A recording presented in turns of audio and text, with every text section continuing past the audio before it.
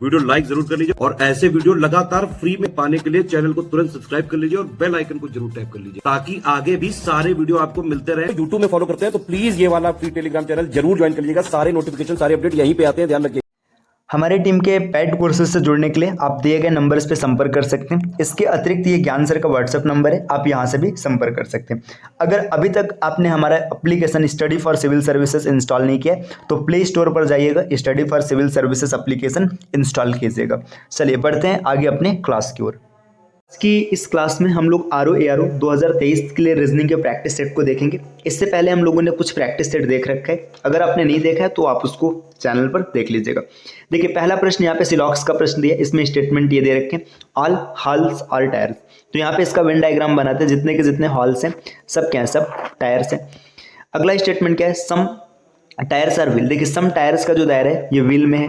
Next all wheels are car, जितने के जितने व्हील्स है ना सब ये कार है। आपने पूरा वेन डायग्राम बना लिया जितना स्टेटमेंट दिया था। अब कंक्लूजन देखते हैं। देखिए सम कार्स आर व्हील, देखिए कार ये पूरा है और इसमें व्हील आ रहा है ना, तो ये सही है। दूसरा है सम कार्स आर टायर, देखिए ये वाला दायरा जो कार का है ये टायर में भी है तो ये दूसरा भी सही हो जाएगा। सम व्हील्स आर हॉल्स, देखिए व्हील यहाँ तक है ना, और हाल ये रहा, इसका कोई संबंध नहीं दिया तो ये गलत हो गया है ना। तो इसमें पहला और दूसरा फॉलो कर रहे हैं, only first and second follow. विकल्प 3 बिल्कुल सही है। अब आते हैं अगले प्रश्न पर।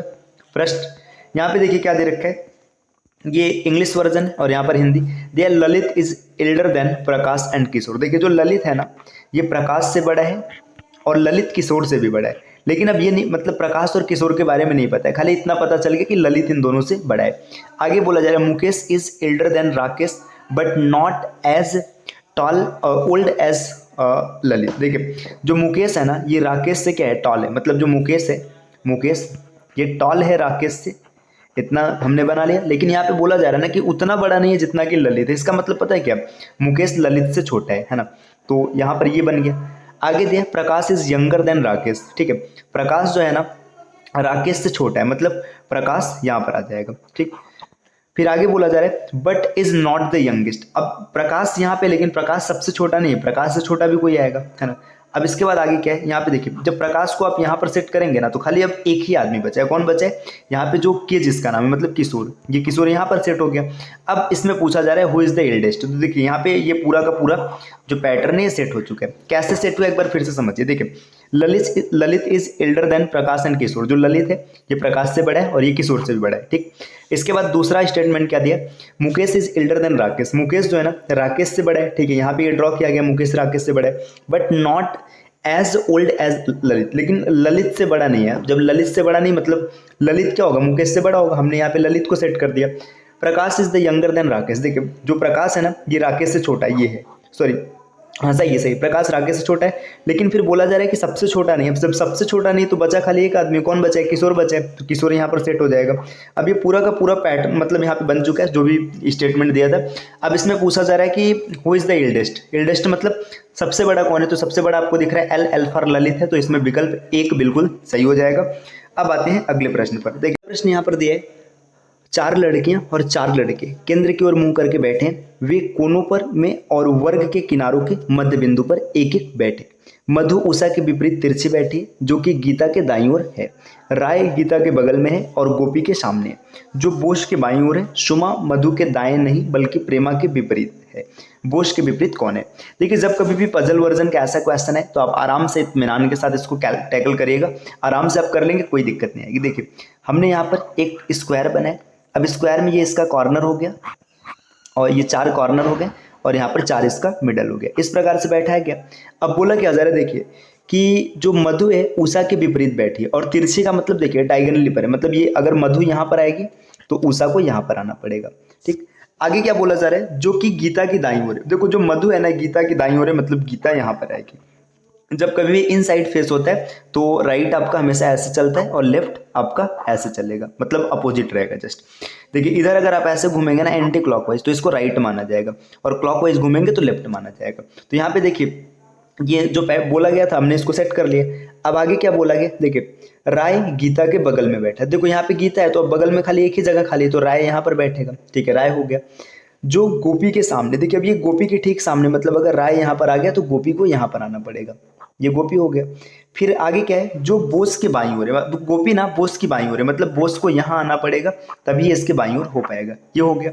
अब आगे क्या बोला जा रहा है, सुमा मधु के दाएं नहीं। अब जो सुमा है ना मधु के दाएं नहीं है। देखिए अगर मधु यहाँ पर आ गई, अगर ये सुमा इधर आएगी तो मधु के दाएं हो जाएगी, बाएं होना है तो मतलब सुमा को यहाँ पर आना पड़ेगा, सुमा यहाँ पर आ जाएगी, है ना। और आगे बोला जा रहा है बल्कि प्रेमा के विपरीत है, तो प्रेमा इधर आ जाएगी। ये पूरा का पूरा पैटर्न सेट हो चुका है। अब आपसे क्वेश्चन क्या पूछा जा रहा है, बोस के विपरीत कौन है, तो बोस के विपरीत देखिए बोस ये रहा, इसके विपरीत है जी, जी फॉर गीता, है ना। ये जी ओ मतलब गोपी है, तो यहाँ पे गीता इसका बिल्कुल सही उत्तर हो जाएगा, विकल्प 1। चलिए आते हैं अगले प्रश्न पर। नेक्स्ट यहाँ पर अगला प्रश्न क्या दे रखा है, arrange the following words as per order in the dictionary. Dictionary order में अरेंज करने, सब बी से स्टार्ट है तो फिर मतलब पहले से तो कोई मतलब नहीं, बी आपस में कैंसिल हो जाएंगे, है ना। फिर आगे देखिए, आगे आई है तो आई से कभी कोई लेना देना नहीं। अब देखिए यहाँ पे एल दिख रहा है और यहाँ पर एफ है, तो एफ और एल की तुलना करेंगे तो पहले एफ आएगा, तो जो विकल्प 2 से स्टार्ट है वो मतलब होल्ड करेंगे, बाकी सब इलिमिनेट हो जाएंगे। तो पहला, तीसरा और चौथा होल्ड करेगा। ये देखिए विकल्प दूसरा कैंसिल हो गया क्योंकि ये 4 से स्टार्ट हो रहा था। अब देखिए इसके बाद ना, अब अगर एफ के बाद आप देखेंगे, देखिए यहाँ पे ये सेट हो चुका है। अब इसको हटा देते हैं यहाँ से। देखिए एल है, फिर एल है, फिर एल है ना। अब देखिए एक एल से कोई मतलब नहीं क्योंकि एल सब में समान है। अब इसके बाद देखेंगे तो ए आ रहा है, मतलब 2 के बाद 3 आएगा, तो 2 के बाद 3, देखिए यहाँ पे ये विकल्प भी एलिमिनेट हो गया, है ना। अब यहाँ पे ए सेट हो गया, ए के बाद आई और फिर से एल, आई और एल की बात करेंगे तो 4 आएगा, 4 के बाद 1 आएगा, विकल्प 3 इसका बिल्कुल सही उत्तर बन जाएगा। अब आते हैं अगले प्रश्न पर। देखिए अगला प्रश्न आपके सामने यहाँ पर, इसको भी आपको अरेंज करना है। अब अरेंज कैसे करेंगे, देखिए यहाँ पर ABCD सब दे रखे है ना, ये इसका इंग्लिश वर्जन है और यहाँ पर हिंदी वर्जन दिया है ना। अब यहाँ पे थोड़ा सा ध्यान दीजिएगा, इसमें अगर आप देखेंगे ना तो हिंदी वर्जन में ABCDE दे रखा है, जबकि इंग्लिश में ये थोड़ा सा उलट फेर के साथ दिया हुआ है। तो अगर आप इंग्लिश से बनाएंगे तो आपका आंसर कुछ अलग दिखेगा, हिंदी से बनाएंगे तो कुछ अलग दिखेगा, है ना। तो चलिए हम लोग इंग्लिश से देखते। देखिए सबसे पहले एक्सीडेंट होगा, मतलब सबसे पहले ए से शुरुआत होगा, एक्सीडेंट हुआ, है ना।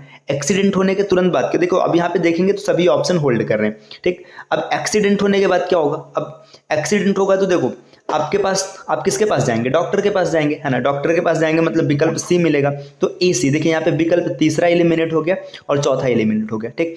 अब डॉक्टर के पास आप पहुंच गए, डॉक्टर के पास पहुंचेंगे फिर वहां पे पुलिस आएगी, है ना, पुलिस मतलब E आएगा। फिर अब देखिए E जैसे ही आपको मिला तो ये विकल्प सही हो गया, ये एलिमिनेट हो गया। आप इस प्रकार के क्वेश्चन को ना ऐसे एलिमिनेशन के मेथड से आप देखेंगे तो थोड़ा जल्दी बन जाएगा।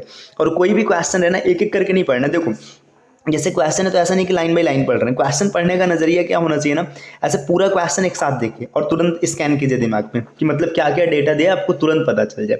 तो इससे ना एलिमिनेशन में आपको आसानी होगी, अन्यथा आप सबको सेट करेंगे तो वहाँ पे 1-2-4 सेकंड का समय बर्बाद होगा। चलिए अब बढ़ते हैं अगले प्रश्न की ओर। देखिए अगला प्रश्न आपके सामने ये है, इन अ रो, मतलब in a row of girls a girl is 7th from left end 14th from the right end, how many girls are there in the row. देखिए यहाँ पे लड़कियों की एक पंक्ति, ऐसे सब लड़कियां हैं, है ना। अब इसमें क्या बोला जा रहा है कि एक लड़की है ना जो क्या है 7th है लेफ्ट से। देखिए लेफ्ट से 7th का मतलब समझ रहे हैं। देखिए मान लीजिए ये लड़की है, ठीक, ये लड़की है, ठीक है, इसको मान लीजिएगा, है ना। अब ये लेफ्ट से 7th है ना, इसका मतलब इसके इधर कितने लोग हैं, इसके इधर 6 लोग पहले से हैं, ठीक। इसका मतलब समझो, मतलब क्या हो रहा है। जैसे देखो अगर आप बोल रहे हो ना कि मैं लाइन में तीसरा हूँ, तीसरा मतलब पता है मुझसे आगे 2 लोग हैं। मैं लाइन में 10वां हूँ, मतलब मुझसे आगे 9 लोग हैं। तो देखो ये 7वीं है, मतलब इससे पहले इसके पहले 6 लोग हैं, ठीक। और अगर आप राइट से देख रहे हैं ना तो राइट से इसकी स्थिति क्या आ रही है, ये 14वें नंबर पर है, मतलब इधर 13 लोग हैं, ठीक। अब समझिए पूछा जा रहा है पंक्ति में कितने लोग हैं। देखिए 6 लोग यहाँ पर है, 13 लोग यहाँ पर है, 13 और 6 19 हो जाएगा, और एक ही खुद ये लड़की है, 19 और 1 20, तो इसका 20 बिल्कुल सही उत्तर हो जाएगा। आप फार्मूले के साथ भी जा सकते हैं। फार्मूला होता है total is equal to left plus right minus 1, है ना। देखिए total is equal to left की वैल्यू है 7, राइट की वैल्यू है 14, है ना। कैलकुलेट करेंगे 21 में से 1 अगर माइनस करेंगे तो टोटल इज इक्वल टू 20 मिल जाएगा। तो इसमें विकल्प आपका ये जो रहे आपका 2 यहाँ पर दे, ये बिल्कुल सही हो जाएगा। अब आते हैं अगले प्रश्न पर। नेक्स्ट देखिए अगला प्रश्न यहाँ पर कुछ ऐसा दिया, as son B is married with C, whose sister D is married to E, the brother of B, how D is related to A। देखिए यहाँ पे इंग्लिश वर्जन है, यहाँ पे हिंदी में दिया है, A के बेटे B का विवाह C से होता है। देखिए A है, A का लड़का है, B का विवाह होता है, ये लड़का है तो ये C लड़की हो जाएगी, C से होता है ना। जिसकी बहन, ठीक है, अब जिसकी बहन मतलब किसकी बहन की बात हो रही है। देखिए अब C से होता है, अब जिसकी बहन लिखा गया ना तो जिसकी मतलब यहाँ पे बात किया जा रहा है ना, अगर आप इंग्लिश वर्जन से देखेंगे तो हुज सिस्टर मतलब सी की बात हो रहा है, जो सी है ना, तो सी की बहन जो है कौन है, डी है ना, ये बहन है, तो ये हो जाएगा विवाह किससे हो रहा है, बी के भाई ई से होता है, मतलब ई से हो रहा है, ई किसका भाई है, बी का भाई है, ये यहाँ पे सेट हो गया। अब बी का जेंडर नहीं पता है, तो आपसे पूछा जा रहा है कि यहाँ पे कुछ टाइपिंग का मिस्टेक है क्या, ई से होता है यहाँ पे हाउ, अच्छा यहाँ पे देखिए इसमें ना टाइपिंग में मिस्टेक है, आपसे पूछा जा रहा है how D is related to A. देखिए डी ए से कैसे संबंधित है, तो अगर आप देखेंगे तो डी क्या हो जाएगा, डी इसका सन इन लॉ हो जाएगा, है ना, डी ए का क्या हो जाएगा, सन इन लॉ हो जाएगा। तो इसमें सन इन लॉ की अगर बात करें, सॉरी ये फीमेल है ना, माफ कीजिएगा, ये फीमेल है तो डॉटर इन लॉ हो जाएगी, डॉटर इन लॉ, है ना, डॉटर इन लॉ मतलब बहू, विकल्प तीसरा बिल्कुल सही हो जाएगा। चलिए आते हैं अगले प्रश्न पर।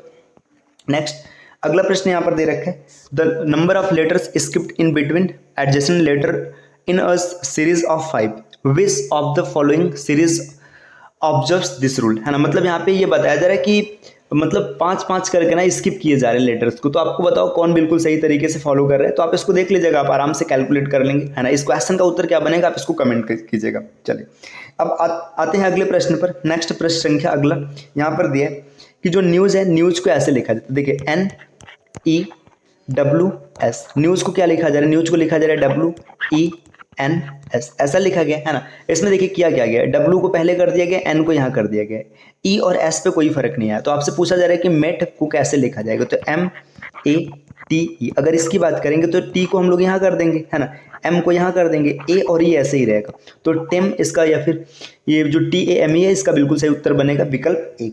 आते हैं अगले प्रश्न पर। अगला प्रश्न आपके सामने है कि इसमें रुके एक मिनट, देखिए यहाँ पर बोला जा रहा है कि आशा इज इक्वल टू 79, देन विनय भूषण को क्या लिखा जाएगा, देखिए ASHA, है ना, इसको लिखा गया 79। अब देखिए कैसे 79 लिखा गया, अगर इसकी बात करेंगे तो यहाँ पे समझिए, ए की प्लेस वैल्यू होती है 1, है ना, एस की प्लेस वैल्यू होती है 19, एच की प्लेस वैल्यू है 8 और फिर से 1।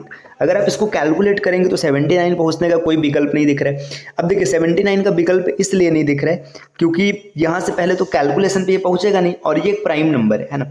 अब प्राइम नंबर है तो प्राइम नंबर का मल्टीप्लीकेशन भी कुछ नहीं बनेगा, तो इसके रिवर्स वैल्यू को लिखते हैं। देखिए 27 में से 1 माइनस करेंगे तो 26, 19 में से यहाँ पे आपको मिलेगा 8, यहाँ पे मिलेगा 19 और यहाँ पे 26। अगर इन सबको अगर ऐड कर दिया जाए तो आपको मिल जाएगा 79। तो आपको पता चल गया कि यहाँ पे ये विकल्प जो आपका दिया है, मतलब ये आशा को 79 कैसे लिखा गया, इस जो लेटर्स हैं, लेटर्स के रिवर्स वैल्यू को लिखा गया, रिवर्स प्लेस वैल्यू को। तो विनय भूषण में आपको क्या करना है, आपके इसके रिवर्स प्लेस वैल्यू को लिखना है। जैसे अगर बात करेंगे वी की प्लेस वैल्यू होती है 22, तो 22 ने लिख करके 5 लिखेंगे, ठीक। आई की बात करेंगे, आई की प्लेस वैल्यू होती है 9, तो यहाँ पर आप 18 लिखेंगे, ठीक। इसी प्रकार और आगे बढ़ेंगे, एन की प्लेस वैल्यू है 14, तो 13 लिखेंगे। ए की प्लेस वैल्यू है 1, तो 26 लिखेंगे। वाई का कितना होता है 25 होता है, तो आप लिखेंगे सॉरी तो ठीक है 25 होता है तो आप लिखेंगे 2। बी की प्लेस वैल्यू होती है 2, तो आप लिखेंगे 25। एच की प्लेस वैल्यू है 8, तो 8 ने लिख करके आप लिखेंगे 19। यू की बात करेंगे तो है 21, तो यहाँ पर 6 लिखा जाएगा।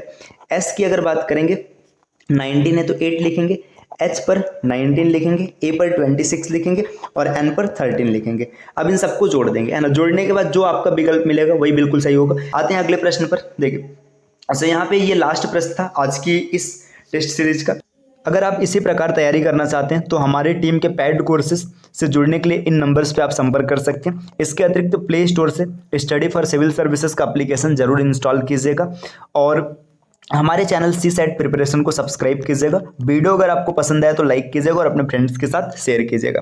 चलिए फिर मिलते हैं आपसे अगले क्लास में कुछ नए कॉन्सेप्ट के साथ। तब तक के लिए take care, bye bye and thank you.